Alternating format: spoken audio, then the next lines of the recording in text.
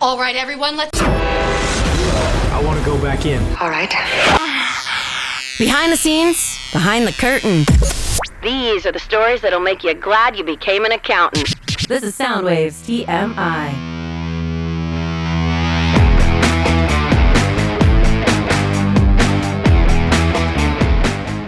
Welcome to Soundwaves TMI. I'm Dennis Willis.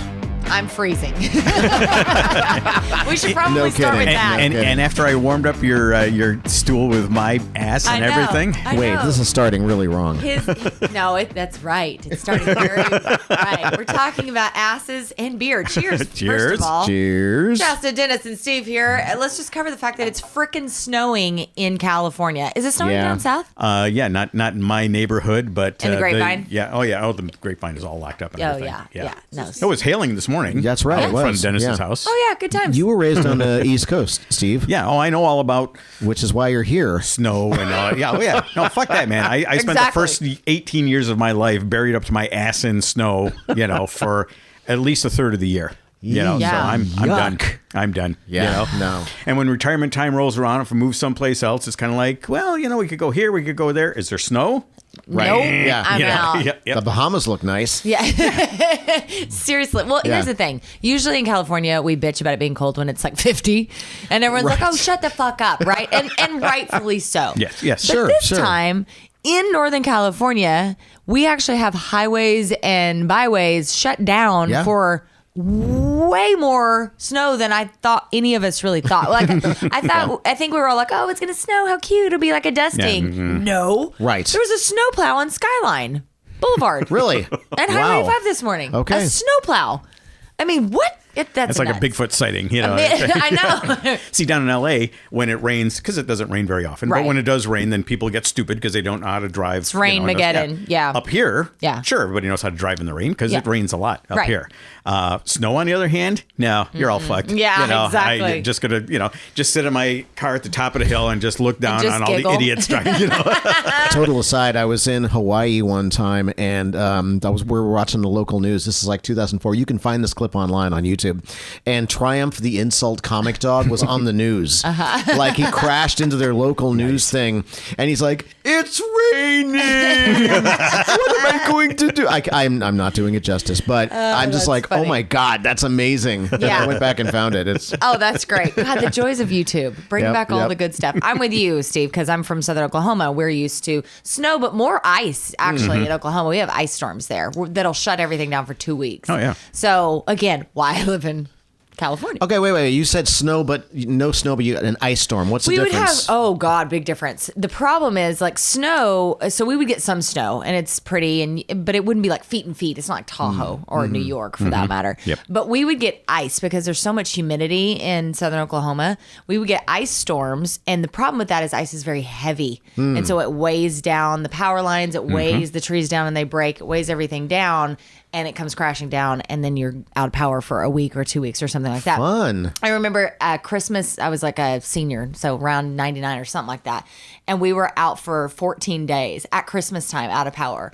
We were cooking steaks, and remember, I'm a vegetarian at this point. We were cooking steaks and baked potatoes on the fireplace. Wow. For 2 weeks. My stepdad was living his best pioneer life. I swear to God, if he said one more time, "This is how the pioneers lived," I was going to slit his throat. Because my stepdad, fun fact, is like John Wayne. Like, for real. He's like John Wayne and Crocodile Dundee had a baby.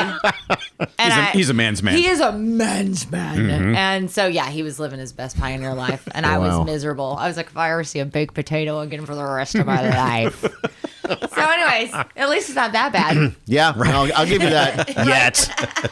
What's funny is we weren't going to talk about the weather, but I guess we're just complaining about shit this week. Well, we are. And the world's being taken over by AI chat robots. We covered UFOs last time. I figured we'll get to the robots this time. Are we turning into a conspiracy theory podcast? Kind of. We kind of are. Yeah. Shoot. We just evolved and didn't know the mass gunman here. Oh, God. Oh, my God. Knock on wood. Nice. So what freaks me out is when I open up like Drudge Report and you see all the quick little headlines. And I saw one this week that said, is it a good idea to turn over the nuke codes to AI? And I'm like, Fuck no. No, what? No. And you're putting the power grids on the internet, and you're just like all this stuff in the last 20 years that we've done to automate and put it all online. And guess what? That means it's hackable. I saw, completely off the AI thing, but I thought it was hilarious, this hip hop artist, and I can't remember who he was, but he says, I'm never going to own a Tesla. Fuck that. And his rationale, though, was because occasionally the police want to talk to him. And one day he's going to get into his Tesla and the doors are going to lock and somebody's going to drive him to the police station. And That is so not far I from never the truth. thought of that. Holy shit. Which means if that's hackable, everything's hackable. Oh, yeah. And it's Terminator 2 time. My mind is blown because that is such a crazy thought. And at the same time, completely believable. If it happened tomorrow, was in the news, I wouldn't be shocked by it at all. See, that's the thing. We've gotten to a point where we accept that it's a possibility. Right. You know, Terminator 2 absolutely could happen. Yeah, You know? yeah. And even before that, a film that inspired Terminator 2 is one of my favorite 70s movies. It's called Colossus, the Forbin Project, where this professor creates this AI that the president says, yes, turn over all the nuclear stuff and we can just sit back and we can relax and we can just live our best life, until the American computer starts talking to the Russian computer and they create their own language together.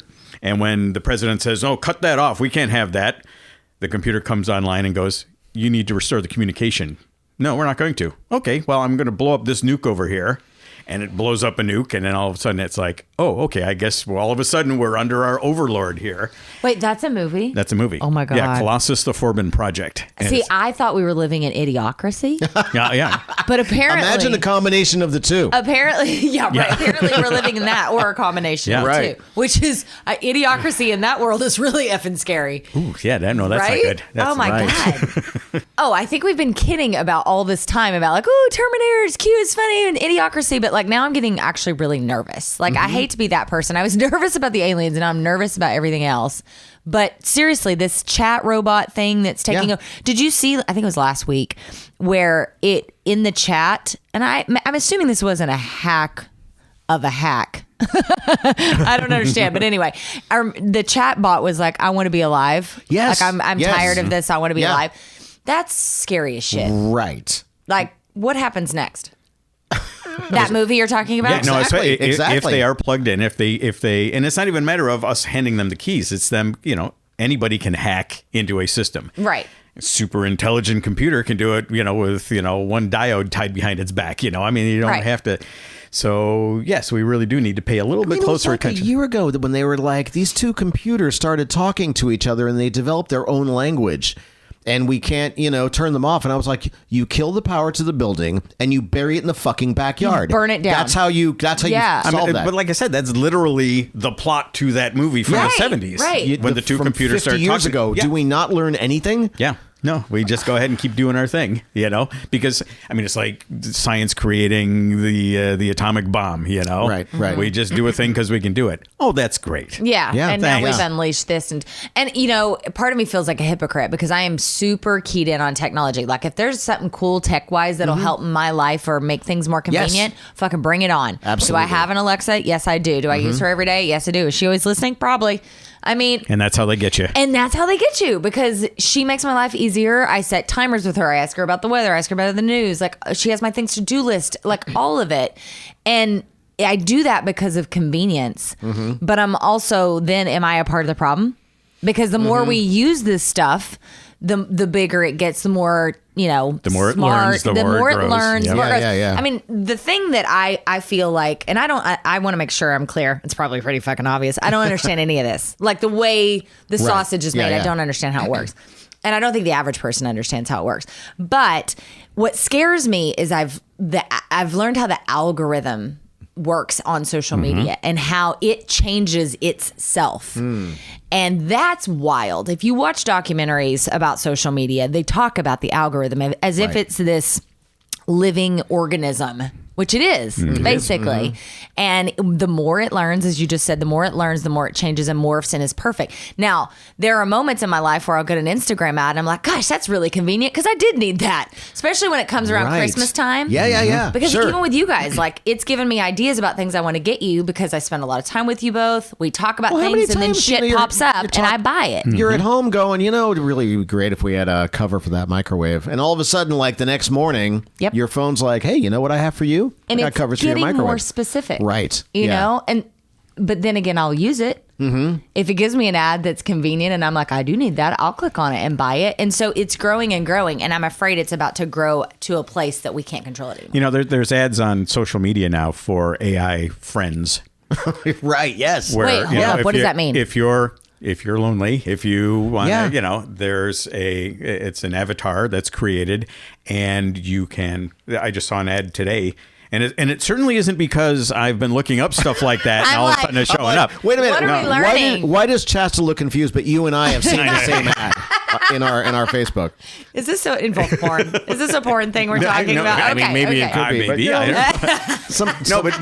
But the ad that I saw, there was like 4 or 5 different avatars, and you know, sad, happy, concerned, and then it showed the example of, oh, you were worried about the job interview yesterday. How did that go? This is the AI talking to the human being.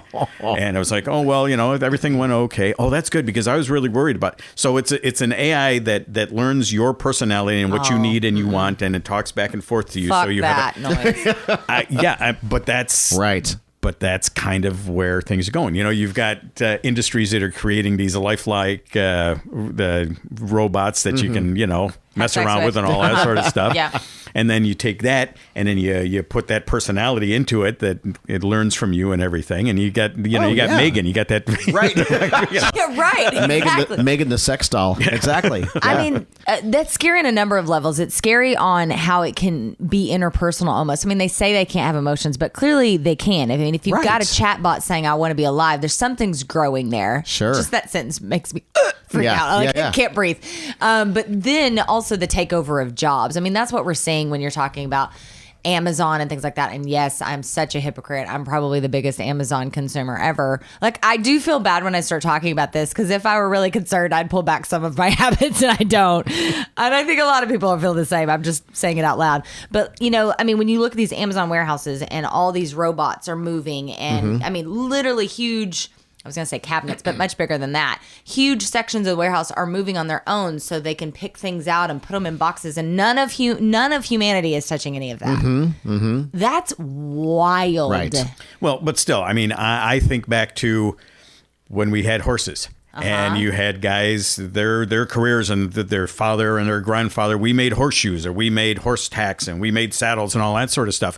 Well, when we started getting cars, it wasn't a matter of, oh, you know, these guys we've got to keep horses because we've got to keep these people in. No, you learn the new trade. You find a way to keep up with where society is going, where technology is going. Until it becomes so smart it takes over all the jobs. That's where, there's we're that fucked. line. There's that line right there, you know. That's what's scary. I had a friend who posted on social media. She's like, I'm never going to Denny's again.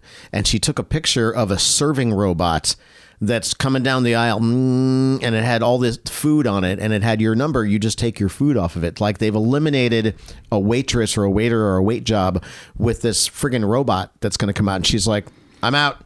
That's it, you know. I mean, I'm sorry, everybody. I'm rendered speechless. That's Yeah, but everybody's going to, I mean, it's like going to Walmart or the grocery store where they got the self-checkout thing. Yeah. Oh, you yeah. know, where they have one cashier that's working one register down there. Right. And some people say, oh, you're taking away all these jobs. Well, they still have X number of employees. These employees are doing other things now. yeah.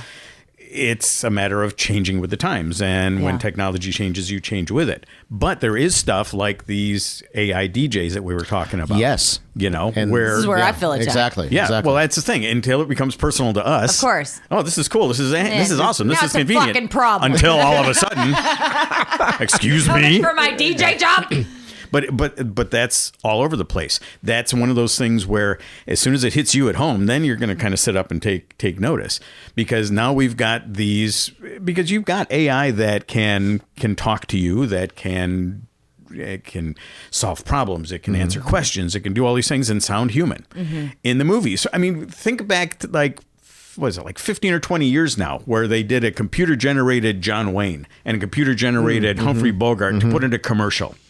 You know, Everybody freaked out. And everybody freaked the fuck out about that. yeah. And then they got over it. Right. And now every movie is filled with CG characters and all this. So there's not a live person in 90% of like Marvel movies and stuff like that. There's not a real person in there at all. The actor's sitting back in his trailer because they scanned his face already and they just stick it on a CGI character. That's true. When Mark Hamill did The Mandalorian, he didn't even show up. Like that wasn't him. He didn't act. Like they typed words in and it sounded like Mark Hamill delivering the dialogue, and he's like, I had nothing to do with it. Wait, what? Mandalorian? Yeah. So Are you serious? Actually, it was Book of Boba Fett. Okay. So, but it was, Jay's been watching that. Yeah. But it was young Mark Hamill, the way he looked after Return of the Jedi. Right. And are you impressed I'm following this, by the way? I'm very impressed. Right? Yes, Remember, I got am. my Star Wars degree a couple Yes, years you ago. did. So I'm following along now. Yeah. And no, he had nothing to do with it. He starred in a scene with another actor, and he was delivering dialogue. And he's like, and then he walked away. He had nothing to do with it. They So had did a they stand-in pay actor. him? No, that's a good question. I'm sure they did. And he did show up on the set in costume and walked through it. So the actor who was portraying him as young Luke could see his movements and stuff. I'm not talking about the Mandalorian because I remember hearing about how he was on set and he took pictures, but he had a scene in the Boba Fett show that he had nothing to do with, where they typed in his dialogue and the computer, the AI, whatever, made it sound like Mark Hamill. With the same inflections. And they're doing the same thing with Harrison Ford in the new Indiana Jones movie that's coming out. Because so excited about that. They de-age him, so he's Indy from back in the day when he first started and everything. Yep. But because his voice changed, because he's older and everything. Yeah. But he said they've got, ILM has got everything I've ever said in a movie that I've done for Spielberg or Lucas or So they were able to. There's software that takes his voice from all this other stuff and can make him say whatever he needs to say, and it sounds like him from back in the day. He doesn't say it. It's not like he recites a line and then the computer adjusts his voice or anything. No, the computer creates his voice as it sounded 40 years ago. Well, it's like the same thing. I'm sure you guys have seen the AI Guns N' Roses song. Have you seen that? Like where, oh my God. Okay. So they'll take the computer, whatever her name is. Yes, she's a she. They take like all the AC/DC songs, right? And they'll pump them through this algorithm. And so this computer will get the sound, get the vibe, and it'll pump out a brand new AC/DC song. And it sounds like if you just turn it on, you would, if you weren't paying close attention to the words, because it'll be like big balls and then like weird stuff, because it'll use like a lot of the terms that would be very classic AC/DC, and it'll mush them together. So lyrically, it won't make a lot of sense, but sound quality wise, if you were passing by a room and you just heard it, you'd have no idea it was an AC/DC. They've done that for Nirvana. They've done that for GNR. They've done that for a lot of things. There's like a whole YouTube channel about that. Don't tell Kiss about this. Oh my God, I know, right? Yeah. Well, because speaking of money, Gene Simmons, I'm looking at you. Exactly. Going back to what you just said, Steven, like, what do you pay for the rights to his voice? It is, even though it's a computer sort of creating this, I was going to say commentary, whatever, dialogue from him, but it's still his voice or based upon. So like what's somebody the like payment Harrison for Ford that? probably gets some sort of a stipend or an But how do you even honorarium or argue something. that? That's brand new. But most of the other people, or if they're creating characters from the ground up or something like that, no, they're not going to pay people. Or what if they took the top 5 male actors of all time, right? The greatest film actors, and smushed them together in a computer and then created a new voice that had just a great register and great acting ability, but it wasn't technically anyone. It was like a mishmash of everyone. Well, that'll happen. Right? That'll happen. That seems like that's just one more step. I mean, there's a bunch of bot stuff right now, like social media stuff, where you've got that uncanny valley where things look perfect, but there's just something that's off a little bit. I don't know what that is. It's basically. Why are you guys having a totally different social experience than I am on social media? So you ever see a CG character in a movie and you know it's a CG character, but the eyes are kind of dead? Oh, yeah. That used to be the giveaway for what they call the uncanny valley. Like, I cannot cross the valley to accept that that's a human. I gotcha. But now they've got now eyes look amazing. Yeah, so it's very hard to tell. And there's life in them. Okay, I'm following. So, but there are. It's a thing social media wise where there's actually a website that has all these people that not a real person, and here's their name and their statistics and where they live and all that sort of stuff, and they've got social media profiles and they friend people and all that sort of stuff, and it's just somebody in wherever that's just has a bot. Yeah, and they look perfectly. They look lifelike. And that's how people get catfish too. I mean, because you can't tell. Like it used to be pretty obvious. You know, profiles were scratched together with weird. There would always be a tell there. Right. And now there's, I mean, these bots, you can't tell. You don't know. And like Photoshop wise, you could take, because I've seen stuff where they've taken like all the actors who've played Superman and kind of threw it into a computer and mushed them all together. So this you know, and you can kind of see the eyes kind of look like Christopher Reeve and the mouth kind of looks like, you know, whatever. But they've gotten to the point where it's not just a picture.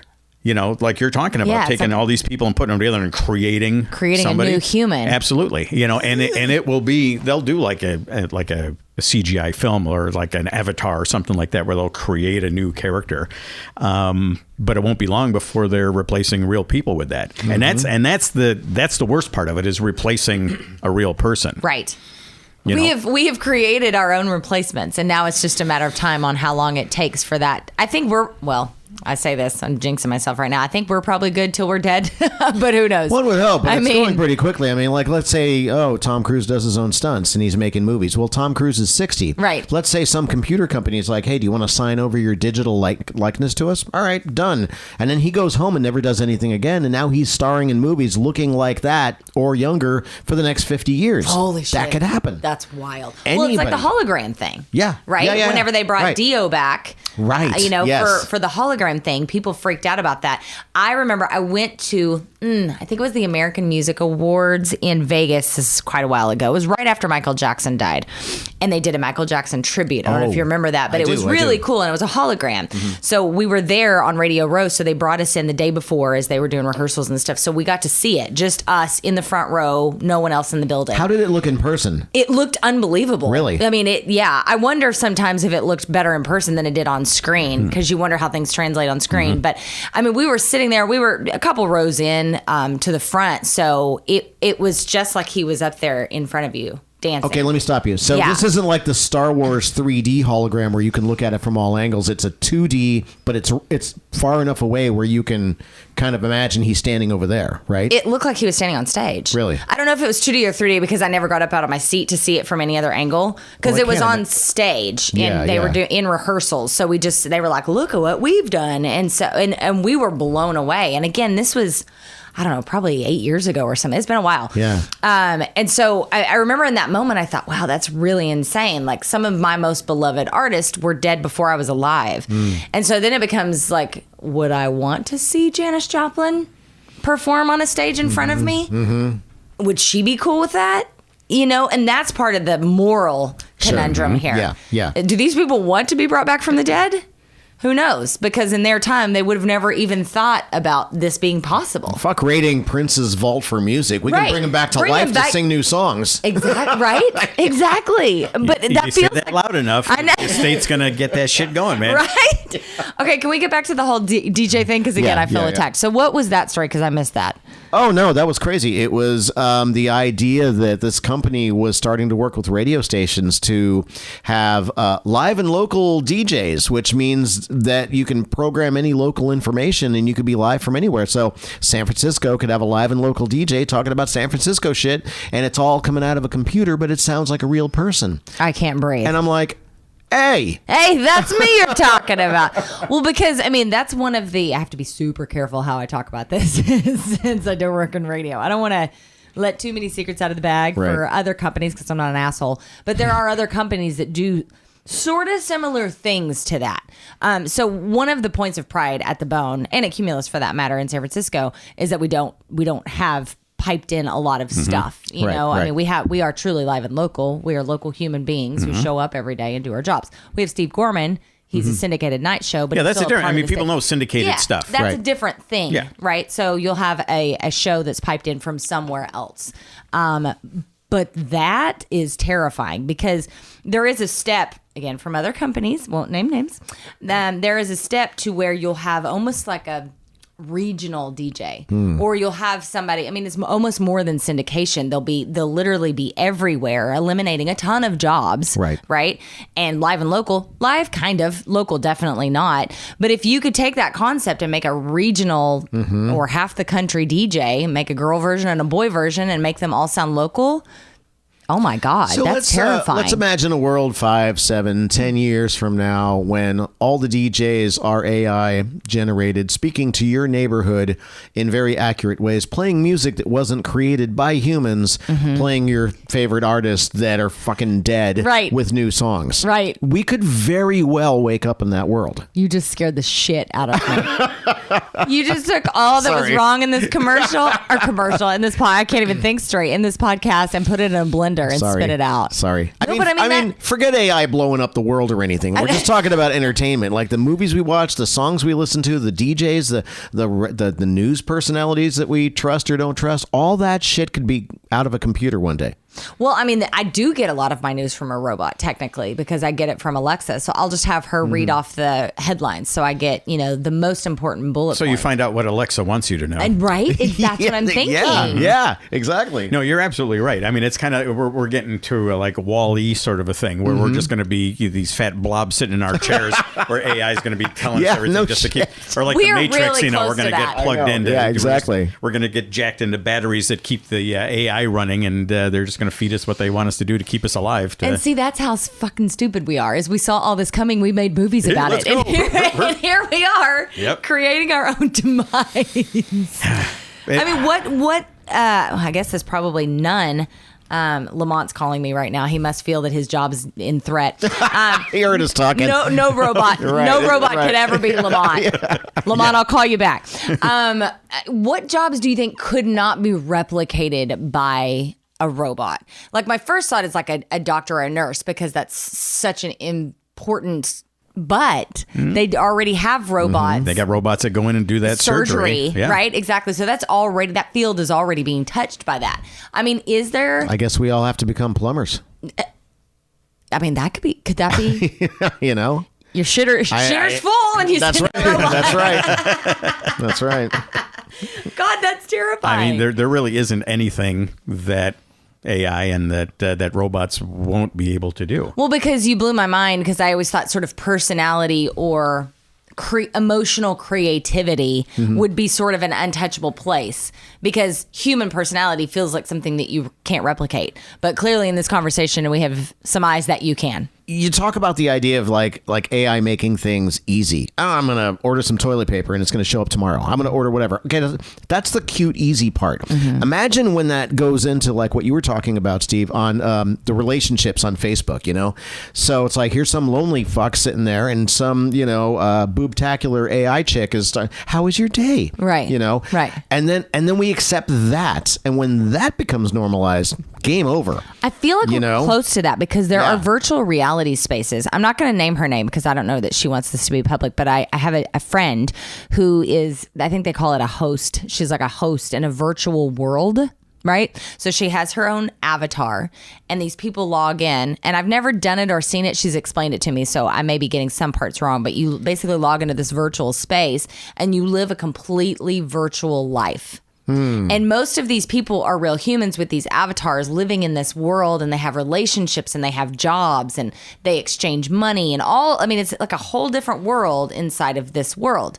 But my question is like, how do they know that 40% of those people in that world aren't robots? They certainly could be. Yeah, exactly. Right? Just like any profile on social media, you could be falling in love in a virtual space thinking that guy's sitting at his computer in Canada or whatever, but it's actually a robot, and you would never know. Here's the thing that I don't understand. So why the fuck would we be leaning, and by we, I mean the corporations, the world, all of us becoming passive, why would we lean into a future like this? Because we're clearly leaning into it.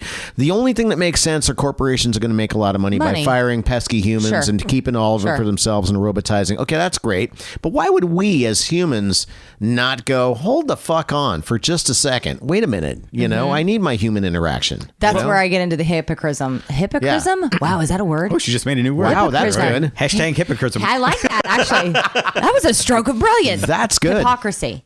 Yes. We get into hypocrisy because I like my convenience. I live an intensely busy life, and if I can shave off time by not going to the grocery store, or if I can have something come straight to me while I'm doing all the shits, I feel you. then I'm in it a thousand. But where's the line? But where is the line? The line keeps getting moved all That's the right. time. That's I mean, right. things get normalized. Would you, if you had a really hard day, would you come home to talk to your virtual friend? That I would not. There's a Right. line there. But I will say I live in I feel like I'm in a blessed situation that I don't have a lonely life, right? So I am in a marriage. I have great friends, obviously.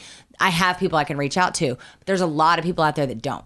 So I don't want to say that I would never, Sure. because I'm not living that existence, you know? So maybe if I didn't, if I, God forbid, I hate to even say some of this stuff. If something happened and I wasn't in a relationship, or I got older and my friends were gone and I was just by myself, I mean, I don't know. Who knows? I hate to say what I might or might not do if I was very lonely.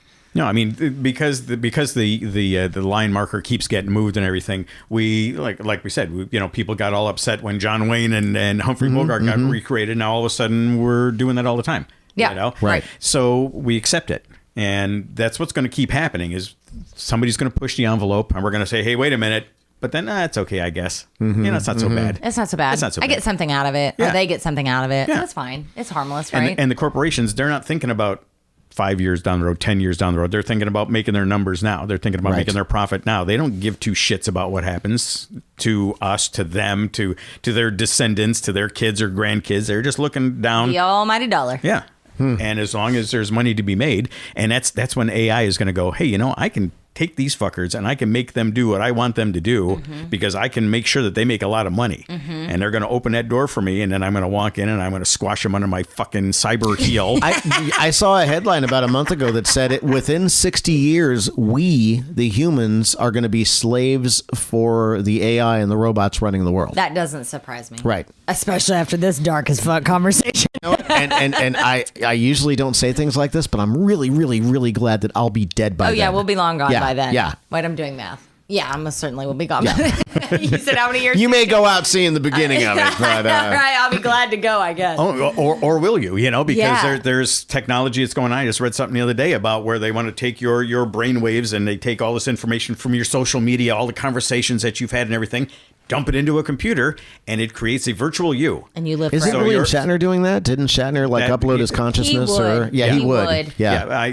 don't know if He's it's your about- friend. Can you call him and ask him? hey, Bill, call me. I want to ask. But there was something that just came online yesterday that was talking about that. And it's like you will have a virtual you that your kids, if you lose your spouse, you can go talk to that person and it will respond as if it was you, I can't believe I'm taking this to sex dolls and you haven't yet. But that thought, have you seen that where people, if your spouse dies or whatever, you can reincarnate them into a sex doll, basically? Wow. That concept, they look like the sex doll looks like them. And I shouldn't say just a sex doll, like a doll, companion. a companion. companion, That's right. a softer, kinder, that's- gentler way of see? talking about this. It's a companion that looks like can Rubber have fuck their. buddy. Hashtag. You said rubber fuck buddy. Oh my God. Use that in a sentence on Twitter. Anyway, they have their voice, same concept, but they've put them inside a doll. So now you could be living with a virtual version of the person that you lost. That to me is a real line. I would never. It depends on your relationship. I mean, is this robot just going to tell me to take out the fucking garbage that I didn't wash the dishes? I mean, Did Lamont just enter the chat? He did. He's still trying to push his way into this conversation. Exactly. I feel his energy. See, but we can go back into pop culture because the original Yes. Star Trek series, there was a Star Trek episode called I, Mudd, where Harry Mudd went to a planet where they had all these lifelike robots that were, and he had all these, there was like 10,000, the entire planet was made up of these lifelike humanoid robots. And he had the Maisie series and he had the Dora series and all these beautiful ones, but he had one made that was like his wife. It was a shrew that he kept in a little, I feel attacked. yeah, that he, no offense. Fucking true. But he had her locked up in a little cubicle. So anytime he needed a little reality check, he went over and she would start barking at him about, you left your dirty socks around and you never clean up around here. And he just goes, Stella, shut up. And he just, and it makes him feel better because he gets to finally tell her to shut up, We really have made all the movie references we need. I think so. For our demise. And in the television series Max Headroom, which was an awesome series. Oh, yeah. 20 minutes into the future was a tagline for that. One of the first episodes in that series was about a church where people would come in and pay a lot of money, and then they would get to talk to their dead spouses or relatives or something. And it was just computer generated, and it was kind of Max Headroomy, it was kind of like this jittery thing, and it would just say 1 or 2 lines of dialogue, but it made that person feel better. It's the same goddamn thing that we're talking about. Absolutely. Except Real. 40 years down the road, and it's becoming real. Because I have my father's voice I have saved, because when he passed away, we're all audio nerds, right? Yeah. So when he passed away, I called his cell phone, the bowling alley phone, and his home phone, and all the answer machines I recorded then. Oh, cool. So I have them saved in an MP3 yeah. so I can hear his voice anytime I want. That's but cool. I can't imagine taking his voice and then making it say whatever I wanted to. It's goddamn creepy. It is to have a bad day and come home and be able to talk to my dad again. As much as I want that, we all want that from our loved ones, but do you? Right. You want it if it's them. You don't want it if it's a weird robot trying to figure out the dad that you had. I can't with that. I'm too much of a dead person respecter. No, but that's us. No, but there are people that would find solace in that. Yeah. And I don't want to judge that. And you don't want to take it away from somebody. If that's something that that helps you get through the day, then Then if they want to do that, they should. And you're absolutely right, because it's as unique as grief is. People's choices about that grief are as unique, and so some people might do that. It's just like if you go down the path of what you want to happen to yourself after you go. Is it buried? Is it cremation? Is it become a tree? Whatever. The way that you deal with that ending for your loved ones or yourself is very specific, and some people might want to keep themselves or their loved ones alive forever. I mean, you kind of joke forever young, you want to live forever, right? Sure. But now, is that possible? And if it is possible, do you? That's crazy. Yeah. We have given you guys some food for fucking thought on this one. It's terrifying. I'm sweating. My pits are sweating right now. That's good. I need alcohol. I'm not freezing anymore, so there's that. Right? We've come full circle. Now I'm just sweating about my own demise and all of yours as well. Yay, cheers to that. Nice. Well, we're all going to, Hey, thanks for joining us, hopefully guys. we're all together when the robots, when Skynet rises up. Well, believe me, if this is a popular podcast, the AI is just going to create it and keep us talking, 100 years down the road. We'll still be doing this. I feel okay with that. I feel okay with that. But do you? Kinda. Once again, if it's convenient for you, if it makes you look good. That's where Chasta's line is. Well, it looks good on you, though. This podcast has made me look really bad.